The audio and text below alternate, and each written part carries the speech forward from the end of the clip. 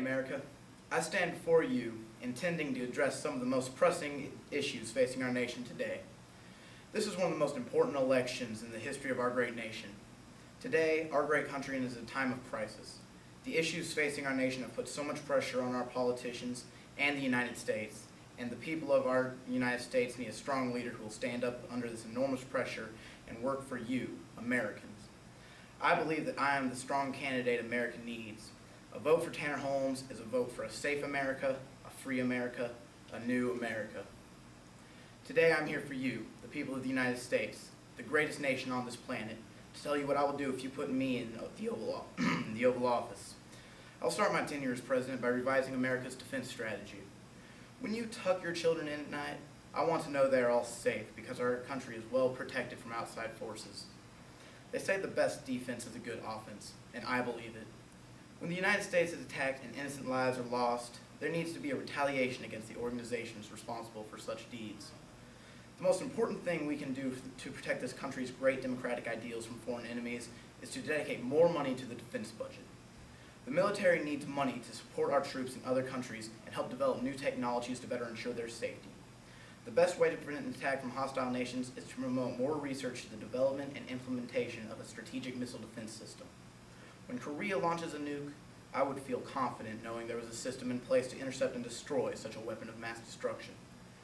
Also, we need to realize that our dependence on China is one of our biggest weaknesses. As long as China continues to build nuclear weapons that could potentially endanger the lives of millions of Americans, their status as a favored nation should be revoked. It is dangerous and immensely unwise to exploit nuclear resources. It is dangerous and immensely unwise to maintain such a relationship with a volatile nation as long as they continue to exploit nuclear resources. Besides China, other countries that could legitimately cause trouble in the future include Korea and Iraq, both of which have already begun nuclear programs that could end the lives of millions of innocent Americans, people just like you. But there's no reason for such a horrible tragedy to occur if the government will take preliminary steps to deal with Korea and Iraq, and as your president, I will make sure that happens. There are more enemies than those outside our borders. Sadly, people in this great nation spread chaos with their lawless ways. That is why, as president, I would introduce legislation that would put limits on private firearms and eliminate the sale of assault rifles altogether. I have witnessed firsthand the destruction caused by a man with a gun. When I was a young man, my best friend was gunned down by an out-of-control shooter during a convenience store robbery. He hadn't done anything wrong, but his life was brought to an early demise by someone who had avoided and disobeyed laws that could have prevented such a tragedy.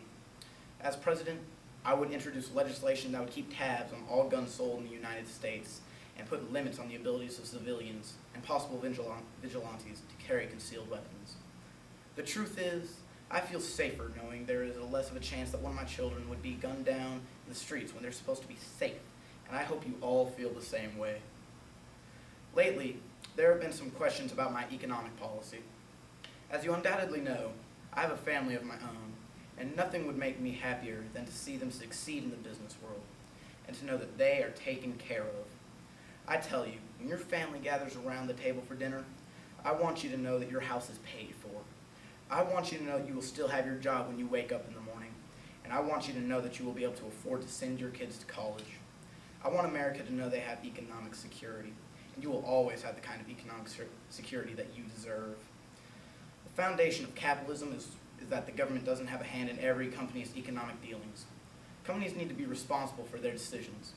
Government regulations on all workings of private economics will only slow down production and limit the efficiency of the company.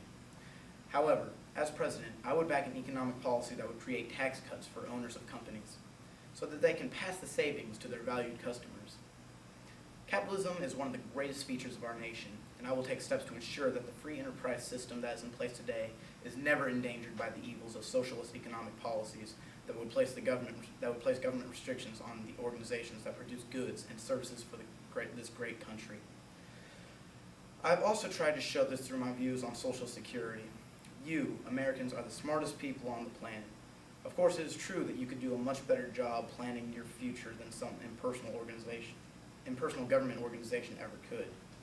Also, this brings me to what I believe about campaign reform.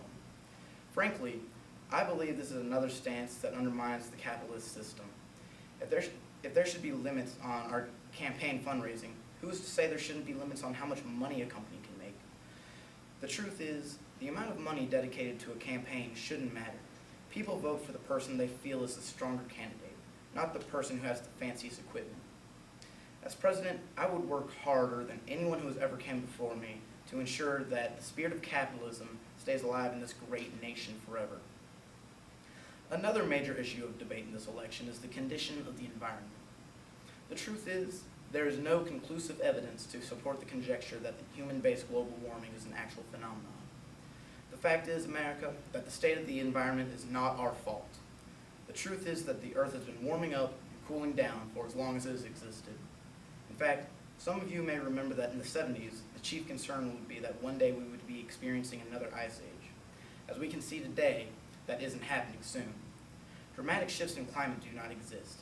In fact, the statement, dramatic climate shift, contradicts itself completely and defeats the entire idea behind a climate.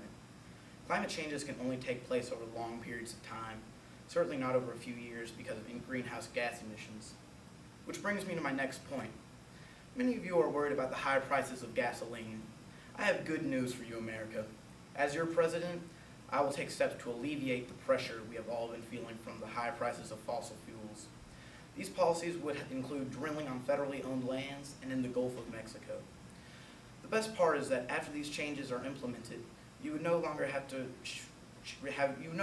reason to change your driving habits. You wouldn't have to worry about whether you can take your children to baseball practice or whether you'd be able to get to work in the morning. There would be plentiful enough supply of gasoline to at least drive the prices down until a more permanent solution can be arrived at. You are not at fault, America, and I will do everything in my power as your chief representative to make everyday life easier for you. Finally, I would like to tell you my stand on some of the issues that may have escaped your attention, but are nonetheless important. The first of these is gay marriage. Now, the marriage is commonly defined between an institution between a man and a woman. A marriage is a sacred pact between two people of the opposite sex who wish to solidify the relationship forever. But gay marriage makes a mockery of a system that has been in place for thousands of years and has been proven successful over an extended period of time. I attribute much of the success of my children so far in their lives to the fact that they have been raised in a healthy household and seen the interaction between a man and his wife. It is the way I was raised, and it is the way many great Americans were raised in the past. Why support such a philosophy that could destroy the foundations of healthy family life? I say, don't. Another issue I would like to tell you about is the Three Strikes Law. There are many people who are victims of the Three Strikes Law who are still in prison for minor crimes that they committed years ago. Should people be sent to prison for 25 years or more because of minor offenses such as shoplifting? Who are they endangering? It should be the power of a judge to decide how long a citizen is in prison for minor crimes. An unfair sentencing as a result of the Three Strikes Law should be abolished. The final thing I would like to talk to you about tonight, Americans, is the issue of cloning. Cloning is unsafe and immoral. Who can possibly foresee what terrible ramifications may occur because simply humans tried to play God? Cloning should be banned in all forms, and that is as simple as it can be.